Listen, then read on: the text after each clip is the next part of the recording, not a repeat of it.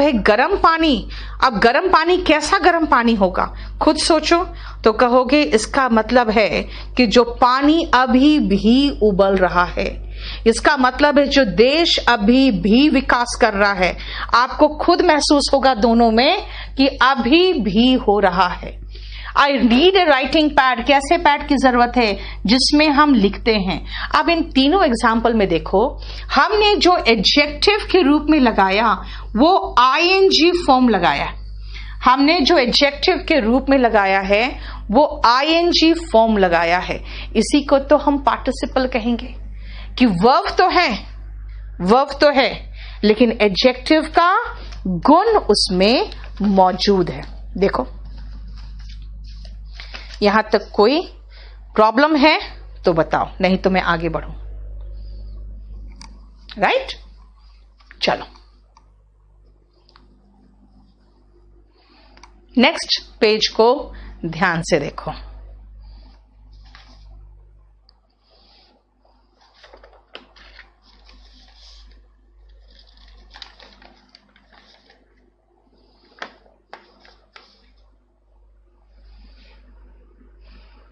नहीं बेटा, V1 ING gerund तब होता है जब वो जेरेंड की जगह पे नाउन की जगह पे आए, यानी सब्जेक्ट और ऑब्जेक्ट के प्लेस पे आए। आर्टिकल के बाद नाउन तो आता है, नाउन तो दिया हुआ है कंट्री। अब कंट्री की विशेषता बताने वाला शब्द अगर दिया हुआ है तो इसमें क्या इश्यू है?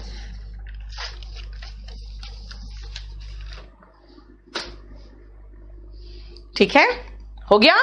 देखो ध्यान से, America is a developed country, यानी कि यहां वर्ब का थर्ड फॉर्म लगाया एडजेक्टिव के रूप में। भाई हम गो, वेंट, गॉन, गॉन हमने वर्ब में जब भी हम पढ़ते हैं इसका मतलब होता है कि खत्म मामला, यानी आई हैव कम, यानी मैं आ चुकी हूं। लेकिन यहां पे ये क्या कर रहा है, देखो तो, कंट्री विकसित हो चुका है।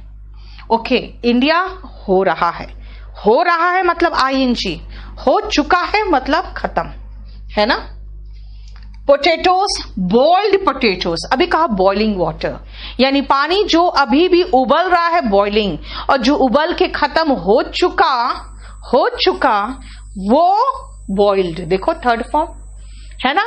नेक्स्ट आओ, राइटिंग पैड, यानी जिसमें हम रोज लिखते हैं। राइटिंग पैड का मतलब जिसमें हम रोज लिखते हैं। लेकिन रिटन एग्रीमेंट का मतलब होता है जो हम लिख के खत्म कर चुके, है ना। क्लियर? विकास देखो बेटा, कंपल्सरी इंग्लिश का मतलब पूरा complete descriptive English plus spoken दोनों है बेटा। इस बैच के बच्चों को उसमें परमिशन कैसे दे, वो पूरा कंप्लीट डिफरेंट चीज है। ठीक है, डेवलपिंग जेरेंड कैसे है, क्या बात कर रहे हो यार। जेरेंड होता तो नाउन के प्लेस पे होता ना, यहां पे होता, नहीं तो यहां पे होता। सब्जेक्ट नहीं तो ऑब्जेक्ट के प्लेस पे होता। यहां पे इस ऑब्जेक्ट की विशेषता बता रहा है, संज्ञा और सर्वनाम की विशेषता बताने वाले शब्द को विशेषण कहते हैं। ठीक है, क्या बात कर रहे हो। यहां पर इस पानी की विशेषता बता रहा है, यहां पर कैसा पैड वो बता रहा है, ये है।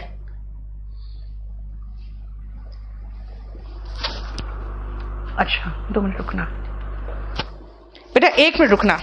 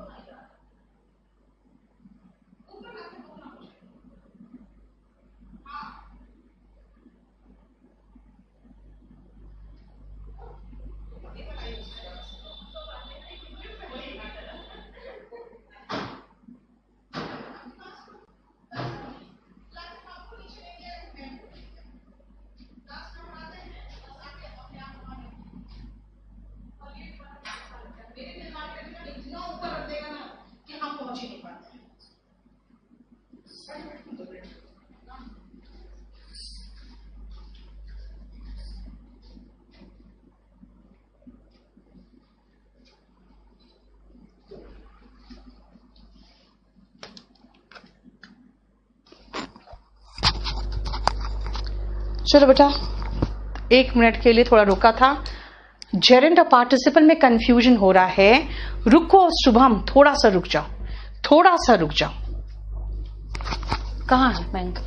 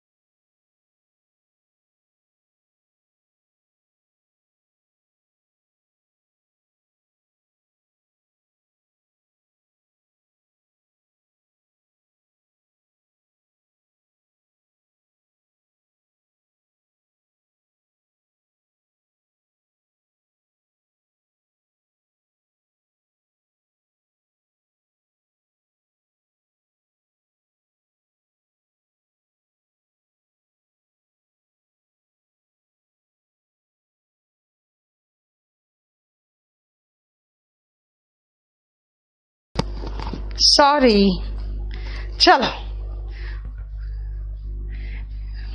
आजा सुमित, अभी न्यूज़पेपर का हेडलाइंस के बारे में क्या बताया? चलो इधर अभी आओ। अब सुनो, कहोगे मैडम ये तो काम खत्म है, ये जो पोटैटो से उबल चुका वो भी काम खत्म है, और एग्रीमेंट भी तैयार हो चुका है वो भी काम खत्म है। बेटा, जेरेंट और पार्टिसिपल में ये डिफरेंस है कि अगर मैं कहूं ड्राइविंग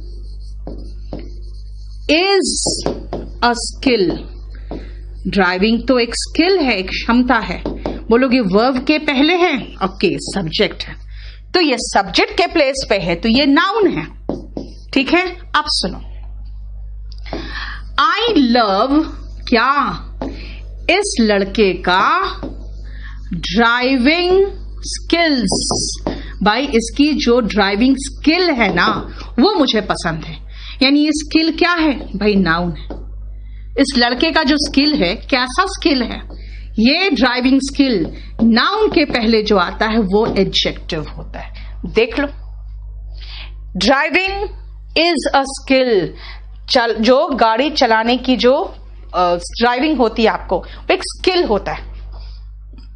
ठीक है, और देख लो ड्राइविंग स्किल, तो कहोगे भाई ड्राइविंग स्किल कैसा स्किल?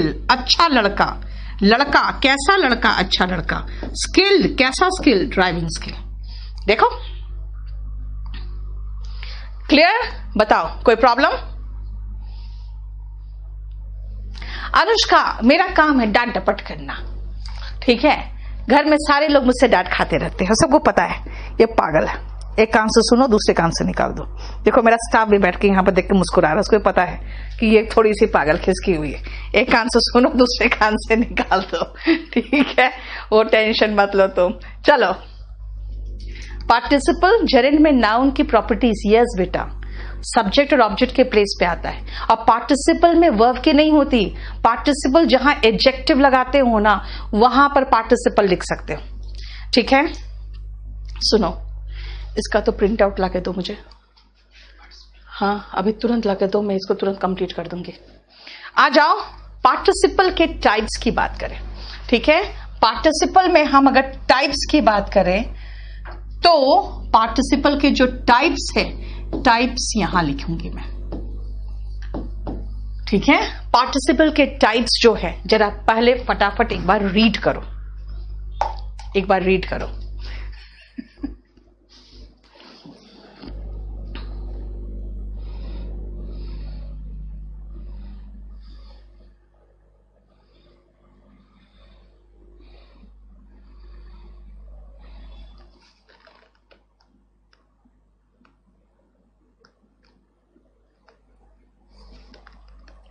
हर्ष लिख रहा है पागल ही इतिहास बदलते हैं। लो, यस, पहला में एडजेक्टिव हो गया ड्राइविंग स्किल्स में, और जहां पे ड्राइविंग इज अ स्किल है, इसके पहले नाउन था, वहां पे वो नाउन हो गया।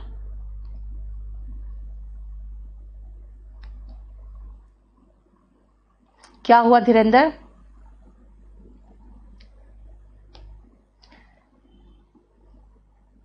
Yes, possessive adjective. बेटा नाउन के पहले पॉजेसिव एडजेक्टिव आता है, वहां स्किल्स के लिए पॉजेसिव एडजेक्टिव आया हिज स्किल्स। कैसा स्किल्स? कैसा लड़का? अच्छा लड़का। तो अच्छा की जगह पे हमने ड्राइविंग लगा दिया। ठीक है, चलो देखो ध्यान से। पार्टिसिपल के 3 टाइप्स हैं, प्रेजेंट पार्टिसिपल, पास्ट पार्टिसिपल और परफेक्ट पार्टिसिपल था। यार ये लोग तो मुझे मरवा देगा। ठीक है, ये क्या हुआ? Perfect participle. ठीक है, परफेक्ट पार्टिसिपल। और परफेक्ट पार्टिसिपल जो होता है ना, अभी आप लोग को थोड़ी देर में ये मिल जाएगा। ठीक है, ये थोड़ी देर में आपको पार्टिसिपल मिल जाएगा। परफेक्ट पार्टिसिपल जो होता है वो हैविंग प्लस V3 होता है, हैविंग प्लस V3। अब सुनना पार्टिसिपल क्या है। प्रेजेंट पार्टिसिपल, पास्ट पार्टिसिपल और परफेक्ट पार्टिसिपल नाम क्यों दिया गया है वो ध्यान से सुनना। क्या है बेटा? I am capable of my winning the match. यहां पे विनिंग जो है जेरेंड है, क्योंकि पॉजेसिव एडजेक्टिव के साथ नाउन आता है, नाउन की विशेषता बताता तब वो एडजेक्टिव होता है। ठीक है, नेक्स्ट सुनो। Okay, present participle V1 ING, V1 ING इसका मतलब है वो कुछ प्रेजेंट एक्शन डिनोट कर रहा होगा। ठीक है, in relation to time expressed by the finite verb. Finite verb जो है उसके संबंध में कुछ प्रेजेंट एक्शन डिनोट कर रहा होगा। और हमें पता है इन्फिनेटिव, जेरेंड एंड पार्टिसिपल ये नॉन फाइनाइट वर्ब है। नॉन फाइनाइट वर्ब का मतलब होता है जो टाइम एंड प्लेस के अकॉर्डिंग, जो टेंस के अकॉर्डिंग, जो सब्जेक्ट पर निर्भर नहीं करता। अब सुनो, ये हम जरा देख लें, जो ये मैं समझा रही हूं आपको कि प्रेजेंट पार्टिसिपल क्या है, प्रेजेंट टाइम को डिनोट करता है। खुद सोचो, इंडिया इज मतलब वर्तमान में है ना, वर्तमान में ही तो डेवलपिंग कंट्री है, यानी प्रेजेंट पार्टिसिपल प्रेजेंट टाइम को डिनोट कर रहा है। जब इस फाइनाइट वर्ब का जो टेंस है उस समय वो क्या कर रहा है? डेवलप कर रहा है। ओके, हैज स्कैल्डेड इसका मतलब उसने उसे जला दिया। अच्छा, जब जलाया उस समय वो क्या हो रहा था? वो पानी बॉईल कर रहा था।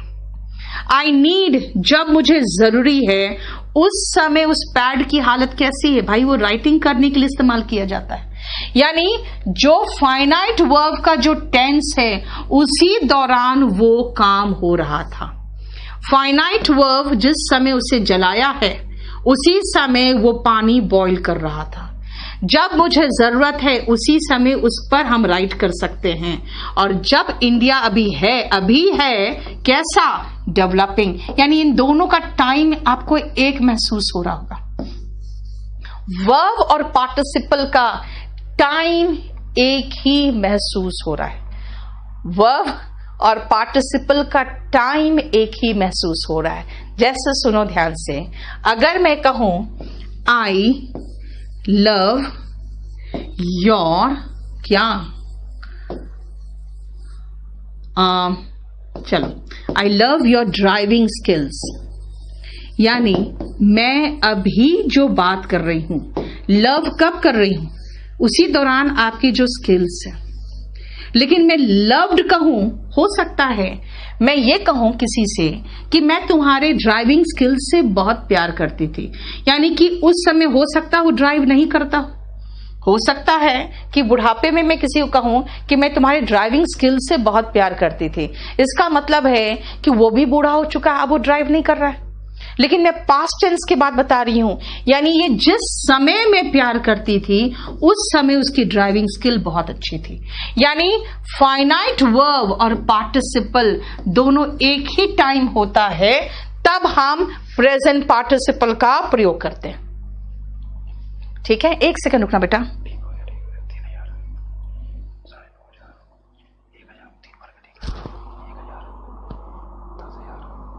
हो गया, ठीक हो गया। लग तो रहा है 5,000 10,000। मेरा पुराना देख लो।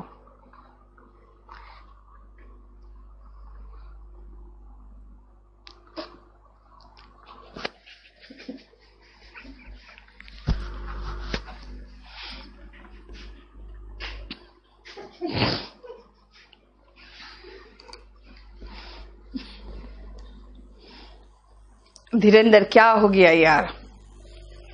आशीष कह रहा है सब कुछ पंछी की तरह ऊपर से उड़ रहा है। आशीष समझो बेटा, तुम लोग मुझे बैच 3 का आखिरी क्लासेस चल रहा है यार, पार्टिसिपल नहीं पढ़ाना तो मुझे बता दो। तुम लोग इस तरह के कमेंट्स दोगे ना तो मैं ही उड़ा दूंगी चैप्टर को। अब सोच लो। धीरेन्द्र रुक जा बेटा, आप जो बोल रहे हो ना, तो एक काम करो, मुझे इसको पहले तैयार करने दो, वो मेरे पास भी रेडी नहीं है, ठीक है? सॉरी, मुझे लगता है आज से ठीक हो गया, निकल के हैं। ओके, कल का ठीक नहीं है? कल का देखो, आज का यहाँ से मजाक उड़ाओगे फिर? ये भी कल तक का है, आज से स्टार्ट। ओके, तो फिर चलो चलो, आप देखो ध्यान से, हम इस चैप्टर में आगे चल रहे हैं कि ये प्रेजेंट पार्टिसिपल में पीछे जाके समझा दिया आपको, ठीक है ना बेटा? खुश नहीं हो, खुश रहो, क्या करोगे यार? हाँ, लाइफ ऐसी आपकी लेती रहेगी, इसलिए खुश रहो, कुछ नहीं कर सकते। और पार्टिसिपल एज एडजेक्टिव, रुको बेटा अभी आ रही हूं, रुको। अब जरा मेरा कहना है 2 सेंटेंस देख लो। आपको प्रेजेंट पार्टिसिपल बेटा टफ तो होगा, अब जैसे जैसे आगे चैप्टर्स बढ़ेंगे आपको टफ महसूस होगा। लो पंछी आ गई आशीष पंछी, वो भी कर रही है। हाँ सही में मैडम, उड़ रहा है सब। देखो विपुल को अच्छे से समझ में आ रहा है।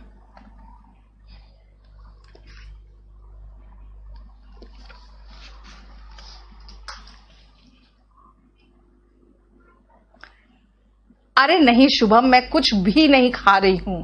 अरे यार तुम लोग क्या समझ रही हो, मुझे पेटू समझ रहे हो क्या? आप कुछ खाने के लिए जा रहे हो?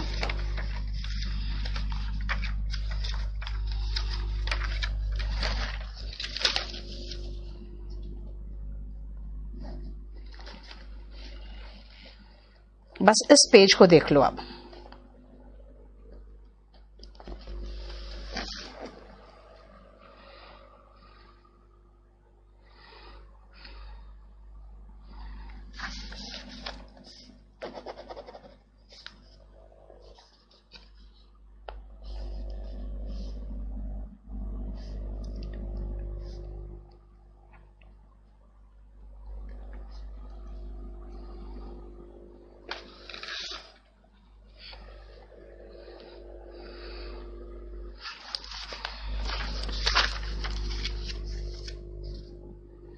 देख लिया?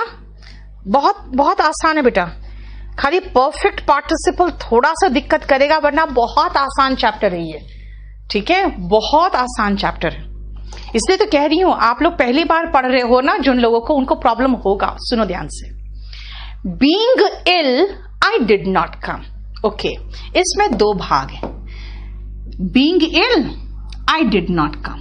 अब मुझे बताओ हु वॉज इल, बोलोगे आई। Who did not come, बोलोगे आई, है ना? इसका मतलब है कि आई दोनों तरफ के लिए सब्जेक्ट का काम कर रहा है। ओके, दोनों तरफ के लिए काम कर रहा है तो हमें कोई पंगा नहीं, हम बीच में लगा के इधर का भी सब्जेक्ट बना लिए और इधर का भी बना लिए, ठीक है? अब सुनो ध्यान से, क्या बोलना चाह रही हूं मैं कि अगर बीच में एक बार सब्जेक्ट का जिक्र है, ये ऑटोमेटिकली इधर का भी सब्जेक्ट बन गया और इधर का भी सब्जेक्ट बन गया। वही चीज मैं एक्सप्लेन कर रही हूं यहां पे। सुनो, if 2 actions take place simultaneously, भाई साइमल्टेनियसली तो होना ही चाहिए, तभी तो प्रेजेंट पार्टिसिपल करेंगे। अभी कहा था ना, प्रेजेंट पार्टिसिपल का मतलब है कि उसी टाइम हो रहा है ना? उसी टाइम हो रहा है। क्लियर? आप देखो ध्यान से, अगर टू एक्शंस साइमल्टेनियसली हो, एक ही समय पर हो, तो जो सेकेंड का सब्जेक्ट है ना, वो ऑटोमेटिकली अपने आप पहले का भी सब्जेक्ट बन जा रहा है। सेकेंड का सब्जेक्ट देखे तो ओके, सेकेंड का सब्जेक्ट, बिल्कुल सही कहा मैंने कि ये सेकेंड भाग का सब्जेक्ट अपने आप फर्स्ट भाग का सब्जेक्ट बन गया। ओके, ऐसा करने से क्या गड़बड़ हुआ? This sometimes does not change the meaning of the sentence. Okay, कोई मीनिंग सेंटेंस चेंज नहीं हुआ। सेंटेंस का अर्थ में देखो कोई परिवर्तन हुआ नहीं हुआ। Being ill I did not come का मतलब क्या हुआ कि इल होने के वजह से, यानी बीमार पड़ने के वजह से मैं नहीं आ पाया। ठीक है, मीनिंग तो कुछ भी गड़बड़ नहीं हुआ। लेकिन many times the first part of the sentence needs a separate subject. See the examples given below. कहा है कि अगर दो कार्य एक साथ हो रहे हो तो फर्स्ट एक्शन का सब्जेक्ट अपने आप सेकेंड एक्शन का भी सब्जेक्ट बन जाता है। यानी मैं ये, अच्छा ऐसे लिख दो, सेकेंड एक्शन का सब्जेक्ट है ना, क्योंकि सेकेंड में सब्जेक्ट था ना, सेकेंड एक्शन का सब्जेक्ट अपने आप फर्स्ट एक्शन का भी सब्जेक्ट बन जाता है। ये वाक्य के अर्थ को कई बार परिवर्तित नहीं करता, कई बार ये वाक्य के अर्थ को परिवर्तित नहीं करता, लेकिन कई बार प्रथम भाग को अलग सब्जेक्ट की जरूरत पड़ती है। ठीक है, कई बार प्रथम भाग को अलग सब्जेक्ट की जरूरत पड़ती है। कैसे? देखो तो फिर से देखो, सेकेंड एग्जाम्पल देखो, फिर समझाती हूं। यस, सिंथेसिस का पार्ट है वीरेंद्र। यस,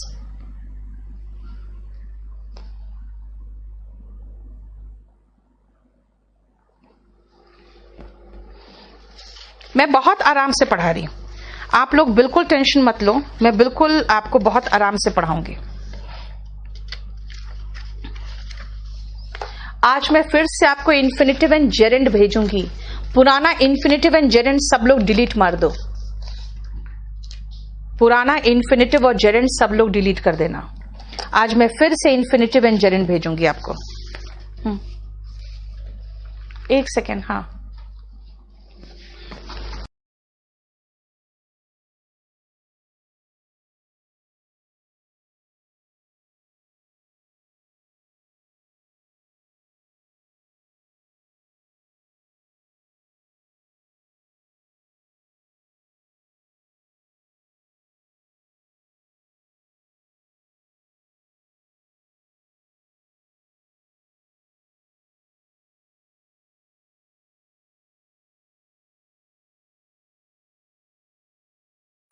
नेक्स्ट एग्जाम्पल देखो, अब आपको समझ में आएगा ठीक से।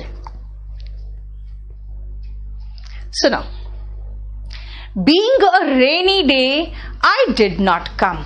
अरे भाई मैं नहीं आई, okay fine. Being a rainy day, भाई rainy day, which was a rainy day? I, मैं हूं रेनी डे क्या बोलोगे? बट ऐसा थोड़ी है। आई डिड नॉट कम, ये तो सही है, लेकिन रेनी डे में थोड़ी हूं। ओके, जब रेनी डे नहीं हो तो अभी क्या बताया कि अगर फर्स्ट भाग के लिए कोई सब्जेक्ट नहीं रखोगे तो सेकेंड भाग का सब्जेक्ट ऑटोमेटिकली फर्स्ट भाग का सब्जेक्ट बन जाएगा, है ना? क्या कहा था मैंने? फर्स्ट भाग का कोई सब्जेक्ट नहीं रखा तो सेकेंड भाग का सब्जेक्ट ऑटोमेटिकली फर्स्ट भाग का सब्जेक्ट बन गया। इसलिए मैंने पूछा कौन था इल, आई चलेगा। लेकिन यहां पर अगर मैंने यहां के लिए रेनी डे के लिए कोई सब्जेक्ट नहीं रखा ना, तो फर्स्ट पार्ट का सब्जेक्ट, सेकेंड भाग का सब्जेक्ट ऑटोमेटिकली फर्स्ट भाग का भी सब्जेक्ट बन जाएगा। ऐसे कंडीशन में बोलोगे रेनी डे के लिए नहीं होता, है ना? We need a separate subject for a rainy day and a suitable subject for a day is कौन? डे के लिए सुटेबल सब्जेक्ट इट होता है। इसीलिए इसका जो सही सेंटेंस होगा वो करेक्ट सेंटेंस लिख लो, लिखने की जरूरत नहीं, करेक्ट सेंटेंस होगा, करेक्ट सेंटेंस होगा it being a rainy day.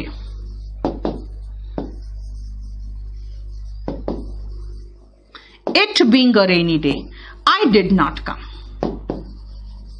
ठीक है, हमने बीइंग के पहले इट लगाया, तब जाके ये सेंटेंस सही हो गया। जरा देखो,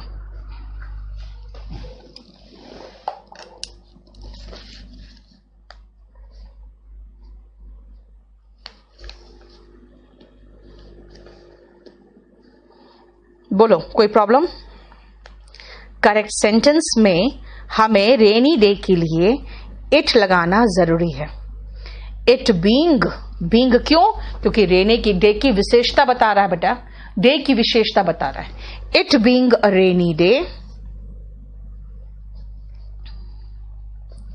कॉमा आई डिड नॉट कम। ठीक है, अब आ जाओ नेक्स्ट पेज में और अपने आप सेंटेंस करना शुरू कर दो। बहुत आसान है, क्वेश्चन बहुत आसान है।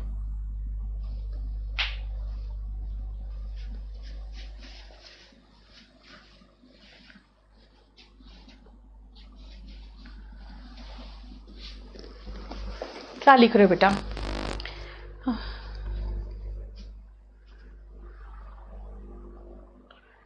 मैं बिल्कुल कभी, आप उदित, आप 3rd नंबर बैच वाले बच्चों से पूछ लो, आपको खुद महसूस होगा, कोई भी सेंटेंस, कोई भी चैप्टर मैंने छोटा नहीं किया, कोई भी चैप्टर छोटा नहीं किया।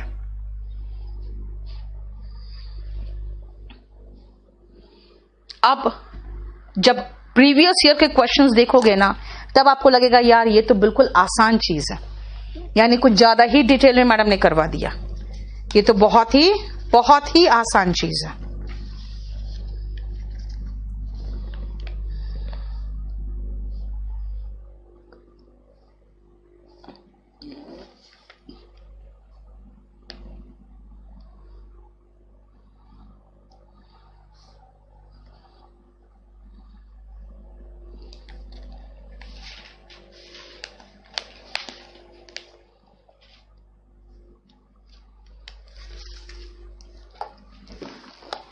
ठीक है, देखो, I could not go out, भाई रेनी डे था इसलिए मैं नहीं जा पाया, यानी मुझे यहां पे it being a rainy day लगाना पड़ेगा। Standing at the top of the hill the houses below were hardly visible. भाई इसका मतलब हाउसेस ऊपर नहीं है, हाउस तो नीचे है, मैं ऊपर खड़ी थी इसीलिए मुझे बहुत छोटे लिखे हाउस, यानी ऊपर खड़े होने वाले हाउसेस नहीं थे। अगर मैं इसके आगे सब्जेक्ट नहीं लगाऊं तो इसका सब्जेक्ट हाउसेस बन जाएगा। तो मैं क्या करूं? Standing at the top of the hill, कौन कहोगे? I standing at the top of the hill. बेहतर स्ट्रक्चर बताओ ना, मैं लिख देती हूं क्योंकि मैं, एज आई वॉज स्टैंडिंग। अब तो बिल्कुल प्रॉपर स्ट्रक्चर बन गया। As I was standing at the top of the hill, just because I was standing at the top of the hill. इसका मतलब कोई भी सब्जेक्ट आप ऊपर बिठाओ ताकि ये हाउसेस इसका सब्जेक्ट से खत्म हो जाए। भाई हाउस जो नीचे थे ना, वो बिल्कुल हार्डली, मुश्किल से ही कुछ दिख रहा था मुझे, हाउस हार्डली विजिबल था। यानी कि जब मैं ऊपर खड़ी थी तो हाउस बहुत छोटे दिख रहे थे। अगर मैं पहले का सब्जेक्ट एज आई वॉज नहीं लगाऊंगी तो ये हाउसेस ही लगेगा जैसे ऊपर खड़े थे, है ना। देखो, being very dark the visitors found it difficult to locate the switch, यानी जो विजिटर्स थे उनको स्विच बोर्ड ही नहीं मिल रहा था। बीइंग वेरी डार्क, क्या डार्क कहोगे? हम लोग ऐसे कहते हैं ना, इट्स टू डार्क, यानी बहुत अंधेरा है ना। इट्स डार्क यानी अंधेरा है, इसका मतलब इट चाहिए, इट बीइंग वेरी डार्क। देखो,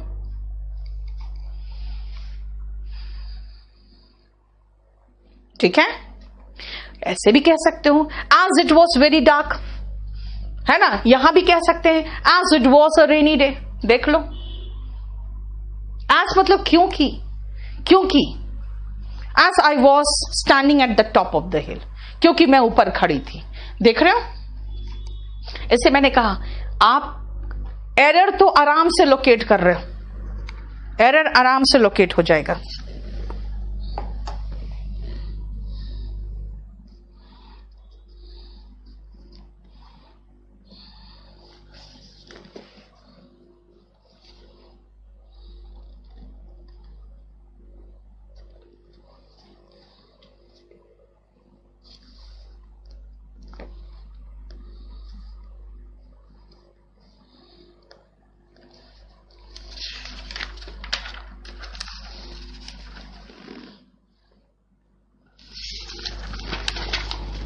सुनो, इतना कराओ क्यों?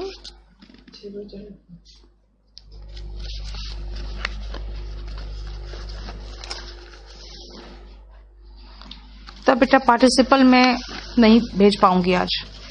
देखो टाइपिस्ट भाग गया मेरा आज, कल आएगा तो कल ही भेज पाऊंगी आपको पार्टिसिपल। ठीक है, आज आपको इन्फिनेटिव एंड जेरेंट का फाइनल वाला भेज देती हूँ। फाइनल हो गया ना?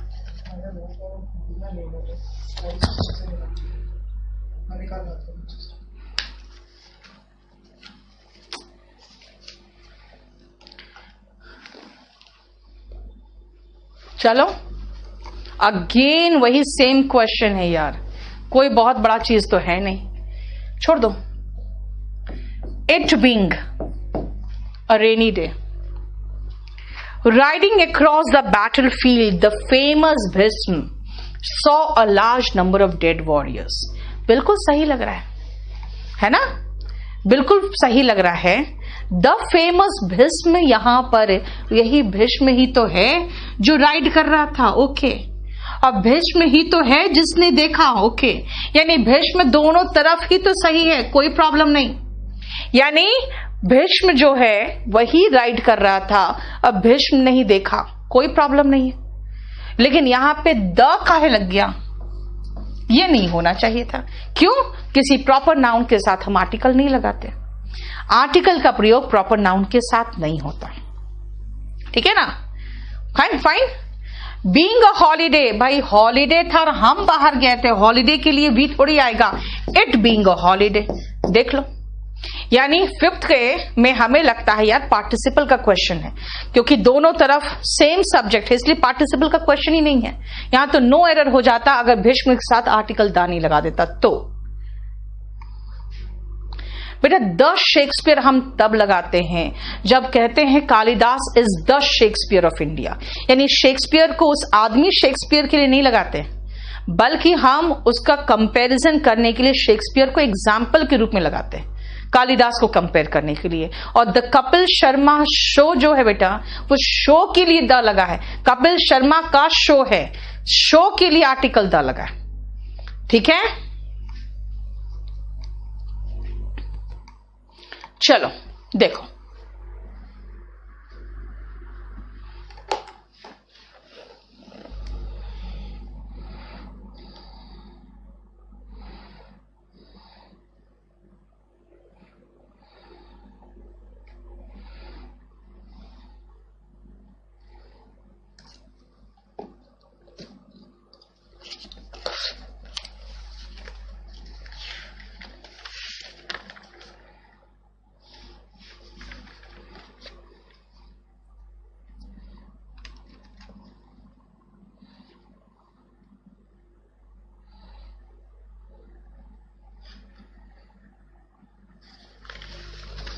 चलो अब थोड़ा सा अलग तरीके से द गंगा